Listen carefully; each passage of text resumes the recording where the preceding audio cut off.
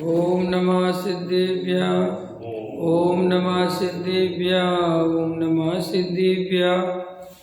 मंगलमय मंगल करन वीतराग विज्ञान नभो तार जाते भय अरिहंतादि महान।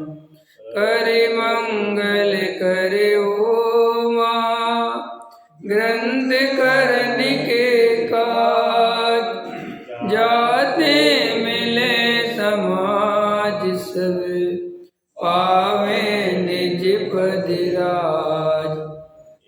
इस भव तरु का मूल जानौ मिथ्या भाव ताको कर निर्मूल अब करिए मोक्ष उपाय। मोक्ष मार्ग प्रकाशक पृष्ठ क्रमांक 243। सम्यक दृष्टि भी तो बुरा जानकर पर द्रव्य का त्याग करते हैं। इस पर अपन ने चर्चा करी थी। सम्यक दृष्टि पर द्रव्यों को बुरा नहीं जानते, अपने राग भाव को बुरा जानते हैं। आप राग भाव को छोड़ते हैं, इसलिए उसके कारण भी त्याग होता है। और अज्ञानी क्या समझता है कि देखो सम्यक दृष्टि ने पर द्रव्य का त्याग कर दिया। सम्यक दृष्टि जीव, ज्ञानी जीव पर द्रव्य का त्याग नहीं करते, वो तो अपने राग का त्याग करते हैं। तो राग का त्याग होने से पर द्रव्य का त्याग होता हुआ दिखाई देता है। ख्याल में, जैसे मुझे शास्त्री गली से राग नहीं रहा, शास्त्री गली में मैं जाता हूँ, वहाँ मेरी फैक्ट्री है, वहाँ राग है, और मेरी वहाँ फैक्ट्री नहीं रही, राग नहीं रहा, तो मैं वहाँ क्यों जाऊँगा? तो कोई कहेगा कि देखो शास्त्री जी ने शास्त्री गली का त्याग कर दिया। हमने त्याग कहाँ करा? हमने तो अपने राग का त्याग किया। गली से तो हमारा तब भी कोई मतलब नहीं था, अब भी कोई मतलब नहीं है। तो परद्रव्य तो अच्छा बुरा नहीं करते, तो सम्यक दृष्टि परद्रव्य को अच्छा बुरा नहीं जानते, और ना अच्छा बुरा जानकर त्याग करते ना ग्रहण करते। सीधी सी बात है, जब घर गृहस्थी में रहते हैं तब ये मानते हैं, ये जानते हैं कि अंदर राग पड़ा हुआ है, इसलिए यहाँ रह रहा हूँ। ये नहीं मानते कि यहाँ रह रहा हूँ इसलिए राग है। अंतर कर लो दोनों में। आप क्या समझते हैं, दुनिया क्या समझती है कि हम घर गृहस्थी में फंसे हुए हैं इसलिए ये राग भाव हो रहा है। अगर ये घर गृहस्थी में नहीं होते, हम त्यागी वृत्ति ब्रह्मचारी महाराज बन गए होते, तो हमें राग द्वेष नहीं होते। ये सामान्य जनता की जो है, आम आदमी की सोच है। ख्याल में है ना? लेकिन ये वस्तु स्वरूप बिल्कुल ऐसा नहीं है, ये बिल्कुल खिलाफ है वस्तु स्वरूप की। वास्तविकता ये है कि चाहे मैं हूँ, चाहे आप हो, चाहे कोई भी हो, हम घर गृहस्थी में इसलिए रह रहे हैं कि हमें घर गृहस्थी का राग है। घर गृहस्थी है इसलिए राग नहीं है, राग है इसलिए घर गृहस्थी है। और अज्ञानी जीव इसी अज्ञानता के कारण, निमित्त की दृष्टि होने के कारण, वो ऐसा मानता है कि ना रहेगा मांस और ना बजेगी बांसुरी। अगर ये घर गृहस्थी नहीं होगी तो मुझे राग आदि उत्पन्न नहीं होंगे। तो वो क्या करता है कि मुनि बनने की सोचता है, मैं शादी नहीं करूँगा। शादी स्त्री का राग है, लेकिन वो राग को नहीं पहचानता। वो क्या जानता है कि अगर स्त्री आ गई तो मैं संसार में फंस जाऊंगा, घर गृहस्थी में रह जाऊंगा, मुझे नहीं रहना। ऐसा भय के कारण, परद्रव्यों के कारण मेरे को राग द्वेष होंगे, ऐसी मिथ्या मान्यता के कारण परद्रव्यवादी का त्याग कर देता है और उनसे दूर चला जाता है। उससे क्या होता है कि वे परद्रव्य का त्याग तो कर दिया, लेकिन परद्रव्य के राग का त्याग तो हुआ नहीं।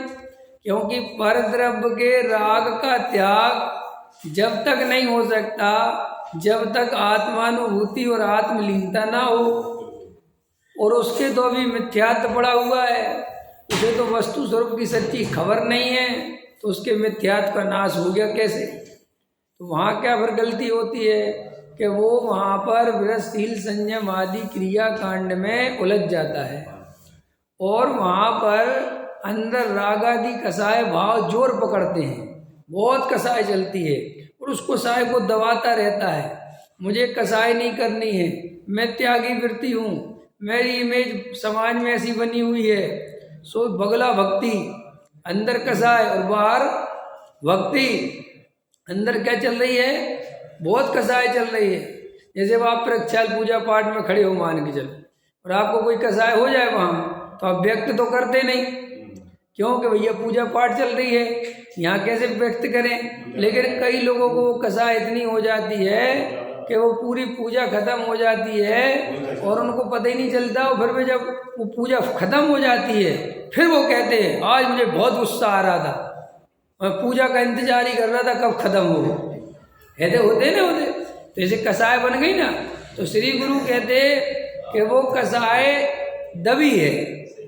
वो आप ये मत सोचो कि हमने कसाय को रोक लिया, कसाय रुकती कहाँ है, वो तो अंदर चल रही है ना, वाणी में आने से रुकी हुई है। और सुनो, वाणी में आने के पहले तो तुम्हें जला दिया उसने, क्रोध आया। तो श्री गुरु कहते हैं क्रोध दूसरे को बाद में नुकसान पहुंचाता है, पहले तो वो तुम्हें ही नुकसान पहुंचाता है।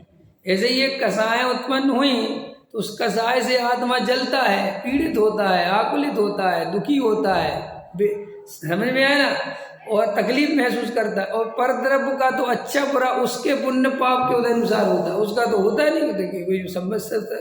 तो वो त्यागी वृत्ति बन गया। अब वहाँ वो त्यागी वृत्ति का बोझा ढोता है।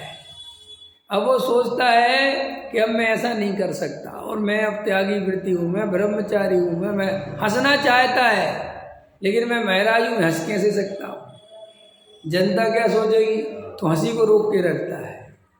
तुमसे अपने दुख व्यक्त करना चाहता है लेकिन रोक के रखता है कि अगर मैंने इनको बता दिया कि मुझे तकलीफ होती है तो ये मेरे को सही मुनि नहीं मानेंगे, ये मुझे ब्रह्मचारी नहीं मानेंगे। ख्याल में है ना। और कोई ब्रह्मचारी हो, कोई महाराज हो और न्याय नीति विरोध काम करता हो, कोई ऐसे काम करता हो जिससे महाबदनामी हो, तो उन कामों को छुपाने के लिए कितनी आकुलता चलती है, कितनी तकलीफ चलती है। क्यों चलती है? क्योंकि अंदर में कसाय तो टूटी नहीं और बाहर में परद्रव्य का त्याग कर दिया। पकड़ में आया कि नहीं आया? सो फिर नाना प्रकार से कसाय की पूर्ति के साधन खोजता है। सो वे साधन न्याय नीति पूर्वक तो खोजे नहीं जा सकते, क्योंकि घर गृहस्थी छोड़ दी तो न्याय नीति क्या करेगी, नहीं समझ में। अब स्त्री का राग सताएगा तो दूसरे की स्त्री को देखेगा, अपनी तो रखी नहीं, तो क्या करेगा कि अब देखेगा भी और ये भी चलेगा कि कोई देख ना ले। पकड़ में आया ना, न मेरे ब्रह्मचारी को दाग लग जाएगा, लोग मुझे फिर रोटी नहीं देंगे। तो ऐसी आकुलता अनंत चलती रहती है अज्ञानी की। तो परद्रव्य का त्याग नहीं करते, राग का त्याग करते हैं ज्ञानी, और राग का त्याग हो जाता है तो अपने आप परद्रव्य का त्याग हो जाता है। ये बात थोड़ा मलजी साहब हमें समझा रहे हैं। देखो, इस बात पे बहुत जरूरी है समझना कि ये बात कितनी इम्पोर्टेंट है। हमारे यहाँ पर भारतीय संस्कृति चूँकि अत्यधिक धार्मिक ऋषि मुनि इस पृथ्वी पर, इस भारत भूमि पर जन्मे और उनने अपनी तपश्चरण आदि अपना मोक्ष मार्ग प्रशस्त किया, और चूँकि कोई जन्म से तो ज्ञानी होता नहीं, जन्म से तो सब अज्ञानी होते हैं, और ज्ञानी ना के बराबर होते हैं और अज्ञानी तो बहुत सारे होते हैं। तो क्या होता है दुनिया में, क्या होता है कि वो जो ऋषि मुनि हुए, जो तपस्वी हुए, जो ज्ञानी ध्यानी हुए, लोगों ने उनके बाहरी क्रिया कांड का अनुसरण किया। क्योंकि अंतरंग में आत्मा तो दिखता नहीं कि ये अंदर क्या कर रहे हैं, ये किसका आनंद भोग रहे हैं। तो हमारे देश में त्याग व्रत की बहुत महिमा हो गई, समझ में आया नरेश जी? कौन सा गांव है आपका? सरूरपुर है। हाँ, तो वहाँ लौकिक जीवन में लोगों की, आम पब्लिक के बीच में त्याग की बहुत धारणा मजबूत रही। अपने यहाँ पर कोई भी साधु हो, कोई भी महाराज हो, कोई भी ब्रह्मचारी हो, कोई कह दे कि जी साहब ऐसे खाते पीते, बस वो उसकी महिमा करने लगे। ये हमारे एक सामान्य जीवन है हमारा। फिर ये बात बता दी कि गुरु बहुत बड़ा होता है। क्या समझाया? वास्तव में गुरु बहुत बड़ा होता है, लेकिन कौन सा गुरु वो नहीं समझे। उनने बोला गुरु बहुत बड़े होते हैं, गुरु की बहुत विनय करना, तो वो तो सीख लिया कि गुरु की बहुत विनय करना चाहिए, क्योंकि गुरु सब शास्त्र, लेकिन कौन सा गुरु कि वो नहीं पता था। हम तो गुरु के नाम पे ये जानते थे, जो नग्न दिगंबर हो वो जैनियों का गुरु, जो कपड़े वाला हो वो श्वेतांबरों का गुरु, और जो हुक्कई लेके घूम रहा हो वो हिंदुओं का गुरु। कोई कुछ सबने अपने अपने गुरु की व्याख्या कर दी। अब चूंकि वहाँ लिखा था कि गुरु सबसे महान, गुरु गोविंद दो खड़े आगे लागे पाओ, और बलहारी गुरु आपकी गोविंद दियो बधारे, साहब गोविंद से भी बढ़ के हो आप, तो भाई गुरु की बड़ी महिमा कर दी। अब अपन अज्ञानी थे, अपन समझते तो थे नहीं, तो अपन ने पूछ लिया कि महाराज गुरु कौन होता है। अब बताने वाला भी क्या बताता कि भाई कुछ समझता तो है नहीं। तो उन्होंने कहा जो नग्न दिगंबर होते हैं, जो पिछी कमंडल लिए रहते हैं, वे तुम्हारे गुरु हैं। समझ में आया कि नहीं आया? वो इतनी पहचान बता दी और उसको बता दिया कि गुरु महान है। समझ में? और फिर और क्या कर दिया महिमा के नाम पे? एक टाइम खाते हैं, चप्पल जूता नहीं पहनते, नग्न दिगंबर रहते हैं, चाहे जितनी सर्दी गर्मी हो। समझ में आया ना? किसी प्रकार का साधन नहीं रखते, घर नहीं बनाते, आश्रम नहीं बनाते, ख्याल में है ना? और भरी दोपहरी में विहार करते हैं, पानी एक बार पीते। और ये सोचती तो बहुत बड़ी बात है। ख्याल में आया कि नहीं? ये नहीं बताया कि वो एक आधार किस पे करते, इसका आधार क्या है, ये नहीं बताया। और बताया तो लेकिन समझ नहीं पाया, क्योंकि आधार अंदर है। आधार कहाँ है? वो अंदर है। और क्रियाकांड कहाँ है? बाहर है। अंदर का उस भूल गया और बाहर का पकड़ गया। उसने सोचा अंदर का अंदर महाराज जाने, हम तो भैया बाहर के तो चिन्ह मिल गए। होता है कि नहीं होता? अरे जल्दी तो बोलो। जैन साहब, नोट नंबर 10 का नोट, हाँ, वो आधार नहीं है।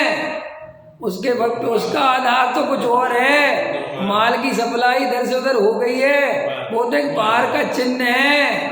ये दिखाओगे तो ये दिखाने से कोई सा भी दिखा दूं, पागल मत बनना। ख्याल में है ना? कभी सोचता था मैं शुरुआत में कि अजय बहुत अच्छा धंधा है, क्यों? 10 का नोट दिखाओ और चाहे जितने पैसे लो, है क्यों? जब साहब कमरे भरे पड़े हुए, ये क्या चीज है?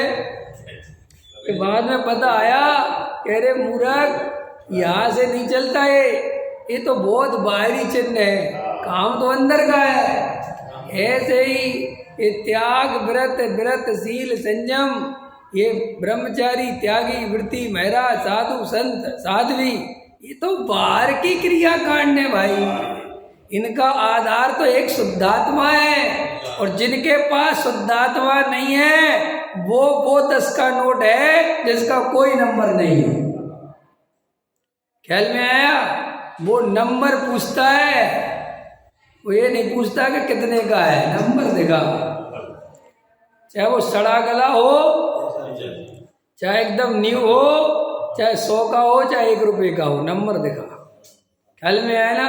कि साहब 1 रुपये की झंझट छोड़ो ना, मैं 100 का देता हूँ आप थोड़ा, 10 5 का 1 रुपये का, ये लो 100 का न्यू नोट, क्या 500 का लो, छोड़ो, लो 2000 का। पागल है?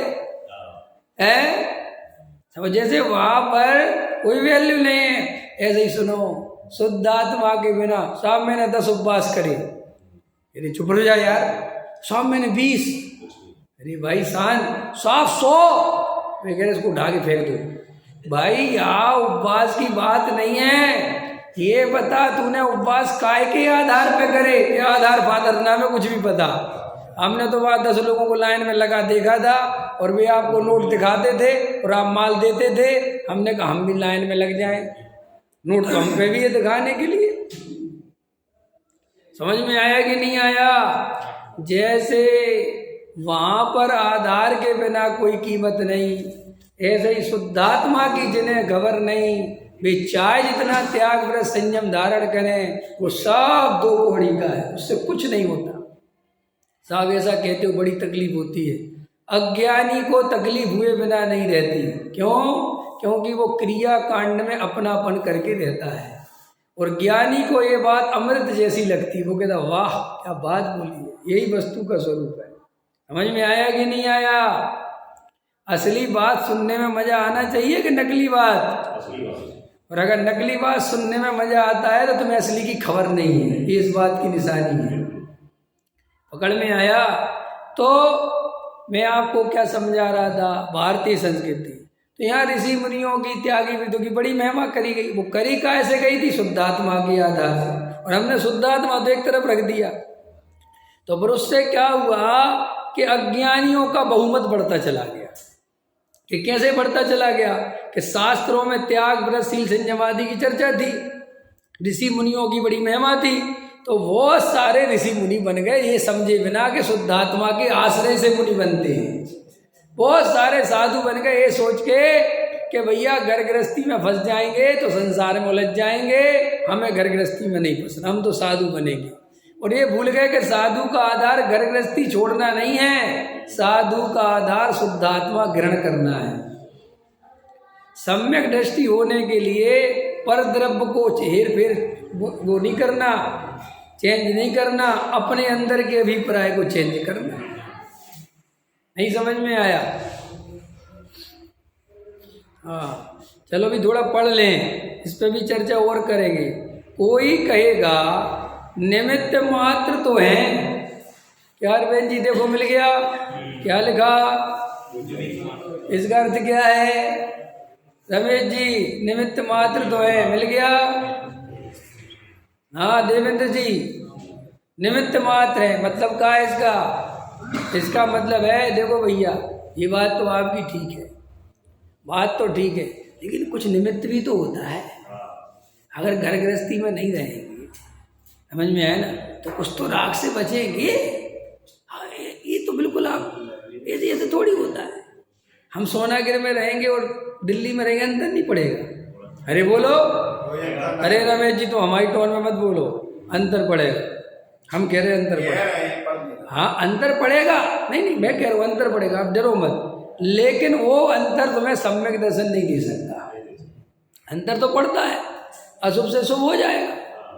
इतना होगा कि यहाँ पे तुम दुकान चले जाओगे, वहाँ मंदिर चले जाओगे, ये होगा, ये अंतर पड़ेगा। लेकिन श्री गुरु कहते हैं अरे तू सोनागिर और दिल्ली में अंतर कर रहा है, हमने कपड़े उतार दिए, नग्न दिगंबर हो गए, लेकिन फिर भी सम्यक दर्शन नहीं हो रहा। तू ये जरा सा दिल्ली से सोनागिर में सम्यक दर्शन चाहता है। पकड़ में आ रहा कि नहीं आ रहा? मैं मुनि व्रत धार अनंत बार कर चुका और फिर भी काम नहीं बन रहा, और तू कह रहा मैं सोनागिर चला जाऊंगा तो बात बन जाएगी। अरे भाई सोनागिर से जाने से बात नहीं बनती, शुद्ध आत्मा की रुचि होने से बात बनती। और अगर शुद्ध आत्मा की रुचि होगी, और सुनो तुम, परिणामों की कोई वैल्यू नहीं है। सुनो सुनो अच्छे से, जो क्रिया प्रेमी हैं और परिणाम प्रेमी हैं उनको सम्यक दर्शन दुर्लभ है। नोट करो, नोट करो। ट्विंकल समझ में नहीं आ रही? ट्विंकल कह रहा है ये बात थोड़ी सी समझाओ। क्या? क्रिया परिणाम, क्रिया प्रेमी और परिणाम प्रेमी, जिन्हें परिणामों की बहुत चिंता सताती है, परिणाम ना बिगड़ जाए, और क्रिया की चिंता सताती है, वे सम्यक दर्शन उनको दुर्लभ है। मैं ये तो नहीं कह रहा कि नहीं होगा, लेकिन दुर्लभ है, क्योंकि परिणाम और क्रिया का व्यक्ति पर्याय दृष्टि नहीं छोड़ पाता, और पर्याय दृष्टि नहीं छोड़ पाता तो द्रव्य दृष्टि करेगा कैसे? और द्रव्य दृष्टि होगी नहीं तो सम्यक दर्शन होगा नहीं। नरेश जी समझ में आ रहा कि नहीं आ रहा? पंडित मंदिर तो जाना पड़ेगा, ये सब थोड़ा ही, पूजा पाठ तो करना चाहिए, दया दान जितने बने उतना तो करना चाहिए। ये सामान्य आदमी की सोच है। एक सामान्य व्यक्ति होता है वो ऐसे सोचता है कि नहीं नहीं इतना तो करना चाहिए, ऐसा थोड़ी है भैया, पूजा पाठ मंदिर पे कौन कह रहा है तुमसे छोड़ने के लिए, लेकिन तुम इनके कर्ता बनते हो, ये महामिथ्यात्व है। परिणाम तो अच्छे रखने पड़ेंगे, ऐसा थोड़ी परिणाम चाहे जो चलते रहे। इसका मतलब तुम पूरे टाइम परिणाम पे ही नजर रखते हो। और सुनो, परिणाम की दृष्टि वाला, क्रिया की दृष्टि वाला लाख उपाय करे तो भी परिणाम और क्रिया बिगड़ती है जी, और खतरनाक है। ये बड़ा मामला उल्टा है इंजीनियर साहब, बड़ा उल्टा है, इसमें उल्टा ही चलता है। सुधारोगे अभिप्राय को, परिणाम भी सुधर जाएगा, क्रिया भी सुधर जाएगी। और तुम सुधारोगे परिणाम क्रिया को, वे भी बिगड़ जाएंगे और अभिप्राय बिगड़ ही रहेगा। इसलिए खतरनाक। हाँ, जागृत रहने पर परिणाम पर दृष्टि तो जाती है, उसको हेर फेर बदलने की दृष्टि नहीं रहती। वो तो दृष्टि तो जाएगी, परिणाम पर दृष्टि जाए। पर्याय दृष्टि और द्रव्य दृष्टि का अर्थ जानना नहीं होता। जब हम ये कहते कि पर्याय दृष्टि है, इसका मतलब तुम पर्याय को जानते हो, ये अर्थ नहीं होता। और जब हम ये कहते द्रव्य दृष्टि माने द्रव्य को जान रहे, ये अर्थ नहीं होता। फिर क्या अर्थ होता है? पर्याय दृष्टि माने मैं पर्याय वाला हूँ, मैं पर्याय का कर्ता धरता हूँ, ये पर्याय ही मैं हूँ, मैं इसको चेंज कर दूंगा, ये परिणाम बदल दूंगा, ये परिणाम बुरे हैं, ये परिणाम अच्छे हैं। दया दान पूजा भक्ति के परिणाम होने चाहिए, और हिंसा झूठ चोरी कुशील के परिणाम नहीं होने चाहिए। मैं हिंसा झूठ चोरी कुशील के परिणाम नहीं करूंगा, मैं दया दान पूजा भक्ति के परिणाम करूंगा। ये कहलाती है पर्याय दृष्टि है। हाँ, कर्तापन आ गया, एकत्वपना आ गया, सब कुछ आ गया।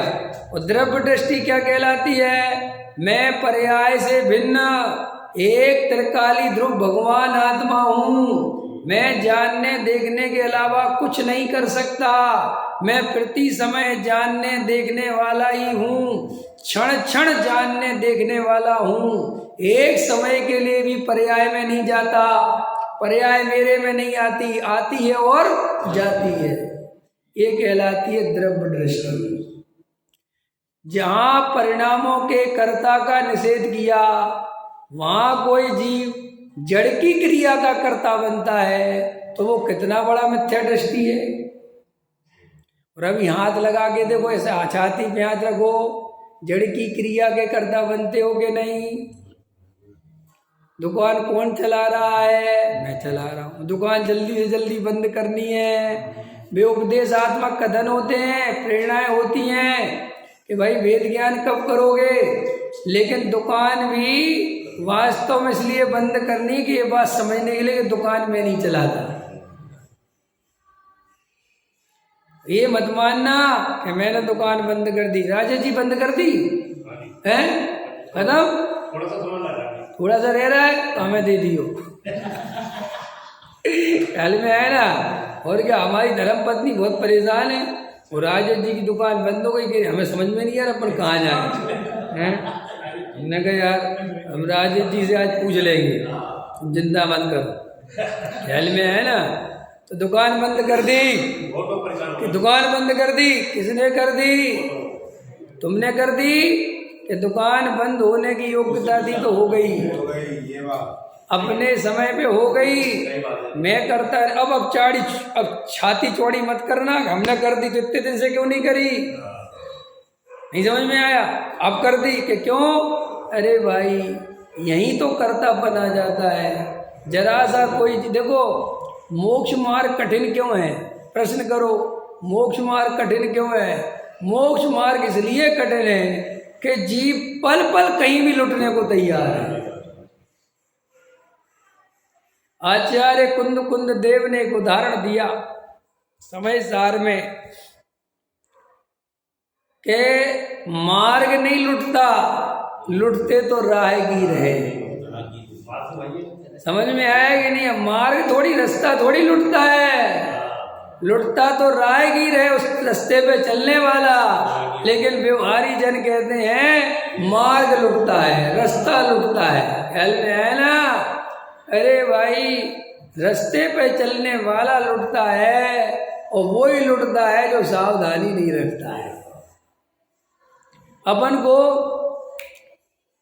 चांदनी चौक की बस में बैठ गए, दिल्ली से इधर आ रहे, शायद इधर तरफ, तुम्हारा पर्स कट गया। कैसे कट गया? असावधानी रखी, किसी पर पदार्थ में आसक्त हो गए और अपनी जेब पे से नजर हट गई, चोरी हो गई। जैसे लोग में चोर तो चारों तरफ घूम रहे हैं, और सावधानी नहीं रखोगे 1 मिनट में काम हो जाएगा। ऐसे ही मोह रूपी चोर, मिथ्यात्व रूपी चोर चारों तरफ है, और तुमने जरा सी कर्ता कर्म की नजर करी कि मैंने किया, मोह ने घेर लिया। हाँ बस आजा बेटा, तू नहीं किया। ख्याल में आया कि नहीं आया? एक कहानी सुनाता हूँ मैं कर्ता के लिए, बहुत अच्छी कहानी। एक बस जा रही थी, एक बस में बहुत सारे पैसेंजर बैठे हुए थे, और उसमें एक बक्सा रखा हुआ था। और जब स्टॉप आया, सब उतर गए, बस खाली हो गई, लेकिन वो बक्सा किसी ने नहीं उतारा। तो कंडक्टर बोला, अरे बक्सा किसका है भाई, उठाओ इसको। तो एक वहीं चोर टाइप की आदमी खड़ा था, उसने इधर उधर देखा, उसने कहा यार कोई नहीं आ रहा, इसको उठा लिया। उसे तुरंत बोल दिया मेरा है। तो बोले उठाते क्यों नहीं? बोले भूल गया था। बोले उठाओ फटाफट। उठाया, उठा के बाहर रखा, और बाहर रख के घर, बोले तुम्हारा है? बोले हाँ मेरा है। ठीक है, इतने पुलिस आ गई। बोले बक्सा खोलो। बोले साहब क्या हुआ? बोले बक्सा खोलो। ख्याल में आया कि नहीं आया? कंडक्टर ने कहा साहब इसी का है। क्या? बोल बक्सा खोलो। खोला तो उसके अंदर लाश थी। क्या कहाँ से आई? साहब मेरा नहीं, बकवास बंद कर, चलो उठा उसको थाने में ले चलो। समझ में आया कि नहीं आया? कि मुफ्त के पर पदार्थ के कर्ता बनोगे, एकत्व करोगे तो ऐसे फंसोगे। पकड़ में आया? हम रात और दिन, ये मोक्ष मार्ग दुर्लभ क्यों है? ये मोक्ष मार्ग इसलिए ही दुर्लभ है कि हम कहाँ कहाँ फंस जाते हैं, जरा जरा सी बातों में, जरा जरा सी चीज़ों में लुट जाते हैं। मैंने दुकान बंद कर दी, अब मेरे को कोई मतलब नहीं है। अरे कहाँ है कोई इतने बड़े सुन रहे हो? अपने क्यों करी है पता है? किसने करी है पता है? अरे भाई इसमें तुम्हारा रंच मात्र भी कुछ नहीं है। जब तक पाप का उदय था करनी पड़ रही थी, जाना पड़ रहा था, उदय पलट गया, अनुकूलता हो गई, छोड़ दी। मैं ना छोड़ने वाला ना मैं करने वाला, मैं तो जानने वाला। जरा से ब्रसील संयम आदि ले लिए, अरे साहब मैं ऐसे नहीं खाता, मैं वैसे नहीं खाता, मैं ऐसे नहीं करता, मैं वैसे नहीं करता, मैं ऐसे नहीं करता, मैं वैसे नहीं करता। ये सब जो छोटे छोटे अहंकार ही जीव को भव समुद्र में डुबाते हैं। जरा सा 5 लाख का दान दे दिया, पगला गए ये परे। और अभी कह रहे थे पंडित जी मैं राग से भिन्न हूं। क्या कह रहे थे? मोक्ष तो और खतरनाक है। राग से भिन्न कहते रहते हैं और जड़ की क्रिया में अपनापन करते हैं। ये विचार नहीं करते कि मैं कर क्या रहा हूं। जड़ का कर्तापन नहीं छोड़ पा रहा हूं, परिणाम का कर्तापन कैसे छोड़ोगे? सोचो, विचार करो। तो देखो क्या कहते टोडामल जी साहब से अपन, कि टोडामल जी साहब आपकी बातें ठीक है, लेकिन निमित्त तो है ना। जोर कहाँ दे रहा है शिष्य? निमित्त तो है। निमित्त की तो बात समझो भाई। हम एक बात बताओ, मंदिर में रहेंगे और घर में रहेंगे सब एक जैसा है, अंतर है ना। घर में रहेंगे तो घर जैसे परिणाम, मंदिर में रहेंगे तो सच्ची बात है, जल्दी बोलो, पक्की बात। हाँ साहब पक्की बात। तो दिन भर रहो आज मंदिर में रहो, हम देखते तुम्हारे दिन भर परिणाम। और हमारे पास जैन जी पे बहुत काम है, दे देंगे तुम्हें कुछ ना कुछ, रहो दिन भर। कुछ नहीं हो तो ये पुस्तक वगैरह शास्त्र वगैरह जो सही नहीं उनको जमाओ, झिलने मिलने चढ़ाओ। अरे रमेश जी आज छोड़ो कपड़े तो बहुत घड़ी करे, आज शास्त्रों को घड़ी कर लो। ख्याल में आया कि नहीं आया है? करो ना। तुम कह रहे ना कि मंदिर में हमारे परिणाम, तो करो। अरे सुनो सुनो सुनो, ये परिणाम जो तुम जिन्हें परिणाम कहते हो, ये परिणाम नहीं है, ये मशीन है, रोबोट है, आदत है। जैसे सुबह उठ के ब्रश करने का परिणाम सहज होता है होता है कि नहीं होता है? क्यों ब्रश, क्या ब्रश नहीं होता ना, सुबह करते हो तो होता है, शाम को 2 बजे तो नहीं होता किसी को ब्रश करने का परिणाम। क्यों नहीं होता? मेरा प्रश्न है। करो 2 बजे ब्रश, कैसी बात करते, ऐसा थोड़ी होता है। ऐसे ही सुबह मंदिर में जब तक ही तुम्हारे परिणाम निर्मल रहते हैं, जितनी तुमने घड़ी की सुई सेट कर रखी है। हाँ, अभी इनके 9:15 होते ही और 9:05 होते ही खत्म परिणाम। अब कौन से, अरे मंदिर में परिणाम कैसे पकड़ रहे? अरे छोड़ो तुम भाई, दुकान के ग्राहक खड़े होंगे वहाँ 10-5 उसे हो जाते कि नहीं? तो वे परिणाम वास्तव में कोई काम के नहीं है। तुम उन परिणामों की बहुत वैल्यू तो महाराजों के पास गए, अरे सुनो तो यार, महाराजों के पास गए, पर महाराज जी क्या समझते हो ये सब, क्या सोचते हो? तुम्हें ही साधु को देख के ऐसे परिणाम आते हैं। अरे सब पंथ संप्रदाय वालों को अपने अपने साधुओं को देख के ऐसे ही भाव आते हैं। ऐसा मत समझना कि वे भाव कोई बहुत चमत्कारिक हैं, वे संस्कारित हैं। नहीं समझे? और तुमसे बढ़िया नमस्कार करते हैं, दंडवत अष्टांग नमस्कार करते हैं वे अपने साधुओं को। तुम तो बस इतना ही सा करके नमोस्तु महाराज, वे तो लौट जाते हैं बिल्कुल धड़ाक। ख्याल में आया कि नहीं आया? और साधु कह रहे उठ बच्चा उठ, समझ में आया कि नहीं आया? उठ, क्या दिक्कत है तेरे को? कि महाराज आप तो सब समझते हो, देखा लड़के की भी शादी नहीं हुई, शादी को हमारे शादी हो गई ना महाराज। जिसकी शादी नहीं हुई वो क्या चाहे? इससे ज़्यादा उसे कुछ नहीं चाहिए, या नौकरी या शादी, 2 ही काम चाहिए। अरे चिंता मत कर, तेरा बहुत बढ़िया संबंध होने वाला है कुछ दिन में, बस महाराज की जय हो। ख्याल में आया कि नहीं? और कुछ नहीं चाहिए, बहुत बढ़िया, क्या तेरी नौकरी लगने वाली है, वह हो गया काम। हाँ, अब निर्मल बाबा गोलगप्पे खिलाते थे सब का,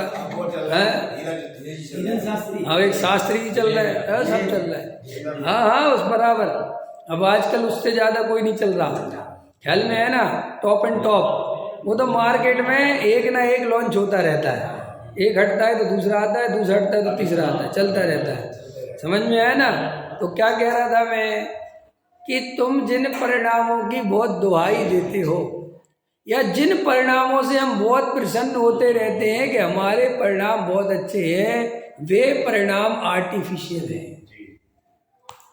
वे परिणामों की कोई कीमत नहीं है, और वे द्रव्य क्षेत्र काल भाव के अनुसार बदल जाते हैं। बदल जाते कि नहीं?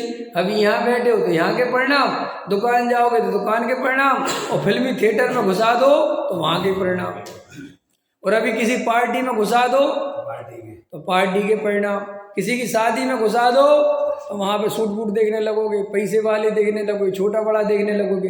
क्या हुआ? ये परिणामों की कोई वैल्यू नहीं है जिनसे तुम स्वर्ग नरक समझ रहे हो। ऐसे परिणामों से स्वर्ग नरक कैसे हो सकता है? सोचो इंजीनियर साहब, जो परिणाम द्रव्य क्षेत्र काल भाव देख के बदल जाए, ये से परिणामों की तो इसका मतलब ये है कि अगर स्वर्ग जाने का मतलब यही है तो तुम दिन भर मंदिर में बैठे रहो, स्वर्ग पहुंच जाओगे? नहीं पहुंच जाओगे, क्योंकि यहाँ परिणाम तुम्हारे बिगड़ेंगे नहीं। लेकिन बिगड़ेंगे नहीं, और हम कह रहे, ये नहीं कह रहे हम कि चलो तुम पे तो काम है, हम पे तो काम है, जो बिल्कुल फ्री होना, जिन्हें कोई काम ही नहीं बचा, भाई यहीं बैठो, घर जाने का रोटी खा के आ गए वापस। और हमारे पास सेन जी तो कह रहे ऊपर 70-80 रुपये दो, खा लो भाई, वहाँ भी मत जाओ, घर भी मत जाओ। देखो निवृत्ति लेनी तो कितना अच्छा है, इतना बढ़िया हाल है, नहीं समझ में आया? और अपने पास आदमी ज़्यादा है नहीं, ऊपर टिकट कटाओ, समझ में? सोनागिर जाने की जरूरत क्या है? भोजन करो शांति से बैठ के, इतने बढ़िया बढ़िया शास्त्र रखें, सब पढ़ो और स्वर्ग जाओ। कौन रोक रहा तुम्हें स्वर्ग जाने? हैं? कर सकते हो रमेश जी के? नहीं तो सब कर सकते, तो वो करो, हम देखते हैं। अरे अभी सब जाएंगे, यहाँ कहेंगे आधा घंटा बैठो, नहीं बैठो, उन्हें मोह की याद आएगी, उन्हें मोहियों की याद आएगी कि क्यों? कि भैया अंदर मोह पड़ा है तो वो जाएगा कहाँ? पर द्रव्यों को बदलने से कुछ नहीं होता। ये तुम बहुत खुश होते हो, हम फलानी जगह गए थे, साहब बहुत बढ़िया रहा, बहुत बढ़िया रहा, बहुत अच्छे परिणाम रहे। अरे भैया, वे परिणाम उस द्रव्य क्षेत्र काल भाव के अनुसार हुए हैं, तुम्हारे से कुछ नहीं हुआ है, उनमें तुम्हारा कोई लेना देना नहीं है। फिर मेरा लेना देना किसमें? मिथ्यात्व में तुम्हारा लेना देना है, बेहोशी में तुम्हारा लेना देना है। जो तुम अपने को नहीं पहचानते, इसमें लेना देना है। जो दिन भर बेहोश पड़े रहते हो, देखो क्या कहते हो, भरपूर सुखी कर दोगे तुम, यह सोचे सन्मुख खड़ा रहा। और उसमें एक लाइन और है, भगवान भरोसे पड़ा रहा। और हम भगवान भरोसे नहीं पड़े, हम परिणाम भरोसे पड़े रहे। हमें कौन सुखी कर देगा? हमारा परिणाम। अच्छे परिणाम रखेंगे तो अच्छी गति में जाएंगे, और बुरे परिणाम रखेंगे तो सुनो, कोई परिणाम में दम नहीं है जो तुम्हें गतियां बदलवा दे। मिथ्यात्व में दम है जो गति बदलवा दे। जग मोहित जीवन पावत है, हाँ, यह मंत्र सुधर्म कहावत। हाँ, क्या? जग मोहित जीवन पावत है, हाँ, यह मंत्र सुधर्म कहावत। वाह, जग में जो मोही जीव हैं वे नहीं पाते। ख्याल में आया ना? अभी मैं क्या कह रहा था? अच्छा बताओ, उदाहरण दो।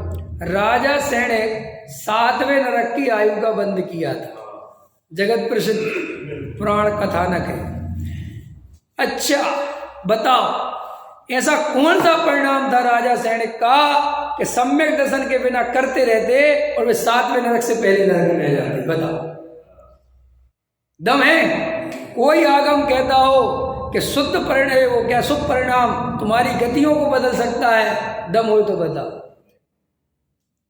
अगर वे राजा सैनिक मिथ्या दृष्टि रहते और मुनि भी बन जाते तो भी 7वें नरक जाते। बोलो अब, बोलो अब कितनी खतरनाक बात बोले। इतनी खतरनाक चीज है सम्यक दर्शन, जिसकी तुम वैल्यू नहीं समझते। परिणाम परिणाम परिणाम परिणाम परिणाम परिणाम परिणाम परिणाम करते रहते। सुनो, सम्यक दर्शन की पावर है। मिथ्या दृष्टि जीव हो और यदि कुगति का भी बंद कर ले मिथ्यात्व के कारण, मिथ्यात्व दशा में, और सम्यक दर्शन की प्राप्ति कर ले तो कुगति में भी उसे दुख नहीं होता। फिर अगर त्रियंच गति का कोई बंद कर ले तो वो सम्यक दृष्टि, अगर भोग त्रियंच गति में जाएगा तो भोग भूमि का त्रियंच। लो ऐसा कोई शुभ परिणाम में दम हो तो बता दो। अरे शुभ परिणाम के क्या गीत गाते रहते हो बैठे बैठे? वो सम्यक दर्शन आत्मा के अनुभव से होता है, सीधी सी बात है। तो परिणामों की चिंता की जगह अपने अभिप्राय को बदलो, अपने अंदर आत्मा के अनुभव का पुरुषार्थ करो। फिर वही प्रश्न, अनुभव कैसे होगा? पता सबको है, बस वहां मन नहीं लगता। मन क्यों नहीं लगता? अनादि काल से परिणाम और क्रिया की पीछे पड़ा हुआ है। इसलिए मैं किसी का करता धरता नहीं हूं, मैं अपरिणामी ज्ञायक तत्व हूं, इसमें मन नहीं लगता। अहंकार पोषण करने में मजा आता है, इसलिए क्रिया कांड से अहंकार पोषण होता है। समझ में आया? धर्मात्मा होने की जगह धर्मात्मा दिखने में मजा आता है। ख्याल में आ रहा ना? ये करना है, वो करना है। मैं तो देखता रहता हूं, सच बता रहा हूं, देव शास्त्र गुरु की पूजा करके भी जिनके परिणामों में शांति नहीं आती, निर्मलता नहीं आती, वे देव शास्त्र गुरु की पूजा कैसी करते समझ नहीं है मेरी। मैंने भी पीछे 1-2 लाइन बोली थी, वह पानी है खून बराबर, जा में खींचा तानी। ऐसे ही वह पूजा भक्ति सब व्यर्थ हैं जिनमें खींचा तानी होती हो। जहां मान कसाय के प्रसंग बनते हो वो पूजा अब भी छोड़ दो, कुछ नहीं, हमें नहीं करो, सब जिसको करना है हम आगे पीछे करेंगे। कौन से भगवान भगे जा रहे हैं, कौन से हम भगे जा रहे हैं? ख्याल में आए कि नहीं? कभी देख लेना प्रयोग करके, भीड़ की जगह अकेले में पूजा करके देखना, देखना तो मैं राई पहाड़ का अंतर देखेगा, राई पहाड़ का। ये अलग बात है कि भीड़ में तुम ज़्यादा बेहोश हो जाते हो तो तुम्हें कुछ पता ही नहीं चलता कि हो क्या रहा है, और अकेले में होश में रहते हो तो वो परिणाम तुम्हारा, वो आवाज़ सुनाई दे रही, ये आवाज़ सुनाई दे रही, तुम्हें लगता अकेले में उतना मन नहीं लगता। सुनो, मन नहीं लगता, भीड़ में भी मन नहीं लगता, लेकिन भीड़ में पता ही नहीं चलता कि मन लग कहाँ रहा है, क्योंकि भीड़ का जो हल्ला होता है वो तुम्हारी अंदर की आवाज़ को ढक लेता है। पकड़ में आया? तो क्या कह रहे थे श्री गुरु कि भाई निमित्त तो है, अपन निमित्त तो है। तो देखो टोडामल जी क्या कहते हैं, निमित्त की व्याख्या चलती है, ऐसी व्याख्या है, पर द्रव्य कोई जबरन तो बिगाड़ता नहीं ना। भैया बताओ, तुम्हें कोई जबरदस्ती कहता है कुछ? तू स्वयं अपने भाव बिगड़े तब वह भी बाह्य निमित्त है, वो तो असली तो तुमने अपने परिणाम अपने अभिप्राय के कारण बिगाड़े। सच्ची बात तो जी, मिथ्या दृष्टि थे, अंदर मिथ्यात्व भरा पड़ा हुआ है, जिसके प्रभाव से इस सब तरह के खोटे परिणाम चल रहे हैं। ठीक है, तथा अब देखो टोडामल जी से कहा कि साहब वो निमित्त तो है, तो टोडामल जी क्या कहते, तथा इसके निमित्त बिना भी भाव बिगड़ते हैं। बोलो, निमित्त ही चाहिए भाव बिगाड़ने के लिए, हैं? निमित्त तो तभी बिगड़ेंगे। अरे भाई साहब, मिथ्यात्व हो तो काली कोठरी में बैठा हो, वहां भी परिणाम बिगाड़ता है, क्योंकि परिणाम बिगड़ने का जनक मिथ्यात्व है। हाँ, सूरदास जी की कहानी पता है कि नहीं? एक मंदिर में बैठे थे, भक्ति कर रहे थे, कहानी कहती है, इतनी सही है अपन उसमें ज़्यादा नहीं जाते, लेकिन अपने प्रयोजन की तो है कि जा रहे थे मंदिर में, खूब भक्ति कर रहे थे, और इतने में क्या हुआ कि एक स्त्री आई और स्त्री पर उनकी नज़र पड़ी और उनको काम विकार उत्पन्न हो गया। तो उनने कहा, रे रे रे रे रे रे, ये अगर आंखें ना होती तो इस स्त्री पर नज़र ना जाती और मेरी भक्ति में बाधा ना होता, इसलिए दो सूजा लिए और आंखें फोड़ ली। ऐसी कहानी कहती है। सच बात बताओ, जी उपाय सच्चा है? तुम खुद सोचो, जी उपाय सच्चा है कि सही ये है कि उपाय तो ये करने से ये हुआ होगा कि जिंदगी भर बोई बोई दिखती होगी,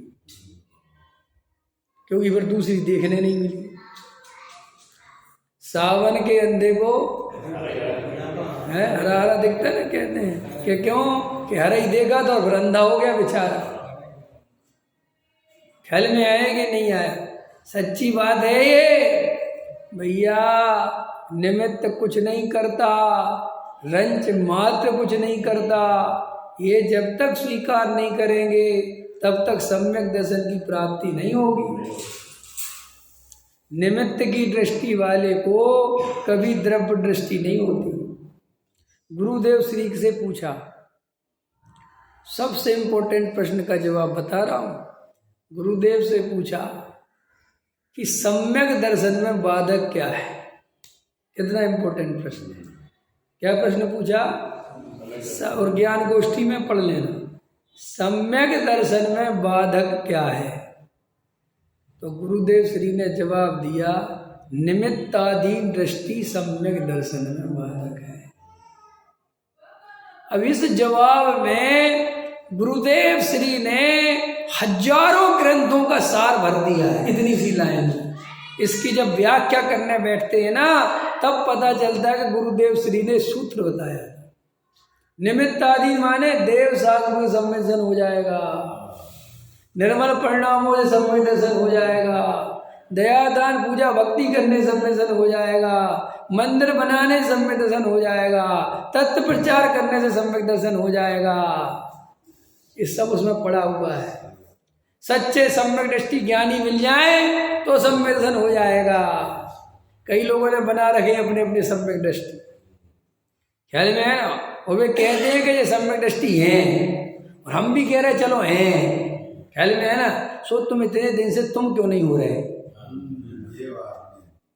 समझ में आया कि नहीं आया? तुम तो चरण पकड़ के धोने को तैयार हो, वो धो के पी रहे हो, तो हो क्यों नहीं रहे? तुम्हारी परिणति तो हमें अज्ञानियों से भी ज्यादा खतरनाक लगती है। सरलता दूर दूर तक दिखाई नहीं देती, मायाचार भरा पड़ा दिखाई देता है। कहाँ कहाँ कौन से सम्मेलन से जड़ रहा है भाई, है? सम्यक दृष्टि निमित्ताधीन दृष्टि है ना, कि सब सम्यक दृष्टि मिल जाए तो मिल तो गए सम्यक दृष्टि, फिर क्यों नहीं होता?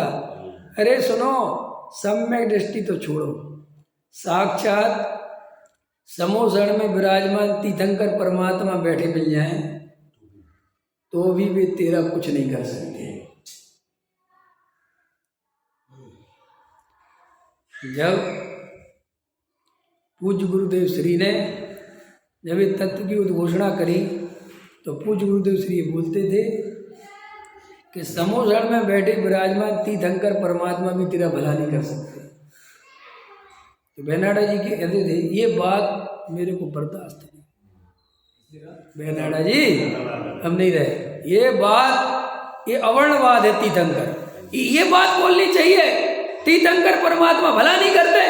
अरे लाखों करोड़ों जीवों को तत्व सुनाते हैं, सम्मेलन की प्राप्ति मिलने से आप कहते भला नहीं करते। समझ नहीं पाए उनने कहाँ से गई थी। तुम शब्दों में पकड़ के रह गए। तुम कह रहे ये अवर्णवाद है, तुम कह रहे ये तीर्थंकर की अभिनय नहीं है। सुनो, तीर्थंकर की अभिनय नहीं है, सबसे ज्यादा विनय इसी में है। अगर तीर्थंकर परमात्मा से पूछते कि बोलो ये सही कह रहा है कि नहीं, यही सही कह रहा है, कौन किसका करे? अरे जिन शासन इसलिए तो महान है कि यहाँ कोई किसी का करता नहीं है, सब स्वयं अपने अपने करता है और अपने अपने भगवान है। यही तो जैन धर्म की महानता है। अन्य दर्शनों में और जैन दर्शन में मूलभूत अगर कोई अंतर है तो वो यही तो है कि यहाँ प्रत्येक जीव भगवान है। यहाँ भक्त और भगवान की परिभाषा नहीं है। ये अलग बात है कि अज्ञानी को कुछ खबर नहीं है, इसलिए वो भक्त और भगवान वाला फ्रेम लगा के, चश्मा लगा के ही इस धर्म को देखता है। वो भी सोचता है यहाँ भी तो चावल चढ़ाओ, पूजा चढ़ाओ, बादाम चढ़ाओ, भक्ति सब तो होता है। जैसे कई लोगों से मन कहो ना, अजैनों से, अरे भैया तुम काय कोई समझ, अच्छा हमें बता रहे, खुद नहीं चढ़ाते हो। अब उनको तुम व्याख्या देने लगते हो कि देखो भैया हम तो इसलिए चढ़ाते हैं। हाँ तो हम भी इसलिए चढ़ाते हैं, दिमाग खराब मत करो। समझ में है ना? मैं बहुत विचार करता रहता हूँ कि अगर ये क्रिया कांड नहीं होता तो तुम ज़्यादा समझा पाते लोगों को, क्योंकि वो क्रिया कांड से तुम उनमें मिक्स हो गए, वे तुम्हें अलग समझ ही नहीं पाते। वो कहते सब तो करते हो तुम, कोई हाँ वे कहते कच्चे और पक्का इतना अंदर कहाँ जा रहे वे कहते चढ़ा रहे ना, यही बहुत है। और वो कहते तुम सेठिया हो, तुम पैसे वाले हो तो बादाम चढ़ाते हो। नहीं समझे? अब हम क्या करें भैया, गरीब आदमी है तो भैया हम तो वो 5 रुपए की फूल की माला मिल जाती, कोई भगवान को जरा से फूल चढ़ा देते। हम गरीब आदमी, तुम सेठ लोग, तुम चांदी चढ़ाओ, सोना चढ़ाओ, हीरे चढ़ाओ, डायमंड चढ़ाओ, कुछ भी चढ़ाओ, और अपने यहाँ पे है ही ना अंतर। जितना बड़ा आदमी उसके बाद हम उतने बड़े बड़े देखे होंगे कि नहीं तुमने? हमने तो देखे बड़े बड़े आदमी से बैठ जाते हैं। हाँ चांदी के फूल है ना, चांदी की थाली और सिंहासन विंगासन सा लगा लेते एकदम। और सब बिहार में जाओ वहाँ बड़े खतरनाक मिलते हैं, समझ वहाँ बैठे रहते, एक सेठ अच्छी कुर्सी डाले, चढ़ रहा है बादाम। मैंने एक भाई से कहा कि बादाम बहुत बड़े बड़े हैं। बोले जितने बड़े चलाओ भगवान उतने ज़्यादा प्रसन्न होते। ऐसे थोड़ी ना सब बिहार में कोठी बन गई। गजब यार, हमने कहा कल से हम भी चढ़ाएंगे हैं।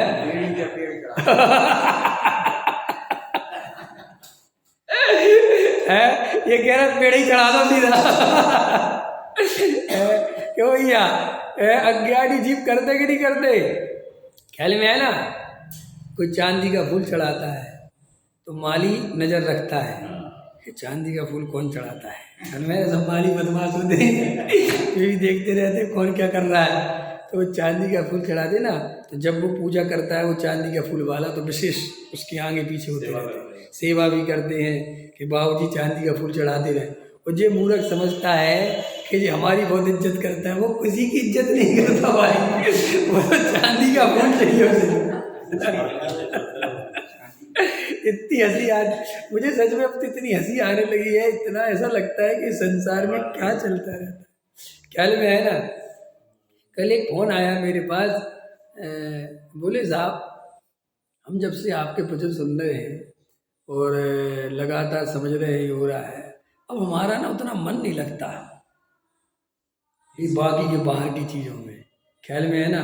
महाराज भी आते रहते हैं और उनकी बातें सुनता हूँ तो आपकी बातें याद आती हैं और सच में ऐसा लगता है कि आप जो बोल रहे हैं कि एक बात घटित हो रही है, सब वही हो रहा है जो आप बोलते हो, वही बोलियाँ, वही पैसा, वही क्रियाकांड, सब अब तो ऐसा ऐसा स्पष्ट दिखता है कि बिल्कुल वही जो आपने सुनाया वही चल रहा है। बोले पहले तो हम लोग को कुछ पता ही नहीं चलता था, पहले तो मुझे बहुत मज़ा आता था और इतना अच्छा लगता था आरती करना और ऐसे ऐसे नाचना कूदना और महाराज आ जाए तो सब बहुत मज़ा आता था। अब बिल्कुल मज़ा नहीं आ रहा।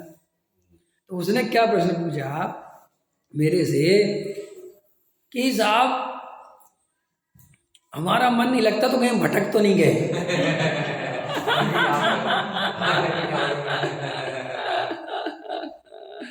तो मुझे सच में बता दिया, समाधान भी किया, लेकिन मुझे इतना विकल्प आया कि देखो संसारी जीव कितना डरा हुआ है। गलत काम करने की भी आदत अगर जन्मों से पड़ गई हो तो उसको छूटता है तो कहता है मैं कहीं गलत तो नहीं कर रहा।